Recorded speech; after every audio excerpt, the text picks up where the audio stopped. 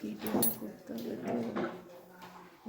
Already packers movers চলে এসেছে। রান্নাবান্না একটু করেছি, ফ্রিজে একটু চিকেন ছিল সেটাই করেছি। আমাদের নিজেদের বসার কোনো জায়গা নেই, এই স্ল্যাবের ওপর বসে বসে আর কি খাওয়া দাওয়ার খাচ্ছি।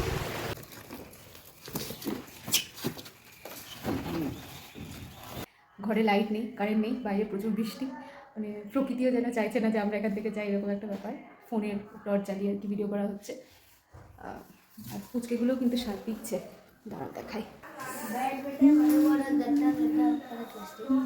অ্যাকচুয়ালি ফুচকেগুলো ওয়েট করছে যে কখন ওরা একটু আঙ্কেলের সাথে রাইডে যাবে, ঠিক আছে? রাইড ইন দ্য সেন্স ওরা রাইডই বলে, একটু বাইকে চড়বে, ওরা বাইকে চড়তে খুব ভালোবাসে।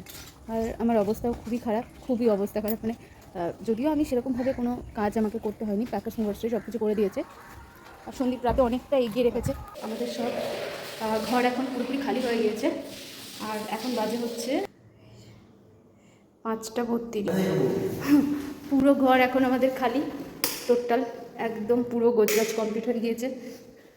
এখানেও সব খালি, এই ঘরও পুরোপুরি খালি। এখন আমরা বেরোচ্ছি বহরমপুর। জাস্ট দুটো ব্যাগ, দুজনের দুটো ব্যাগ নিয়ে বাইকে করে পুরোপুরি বেরোবো।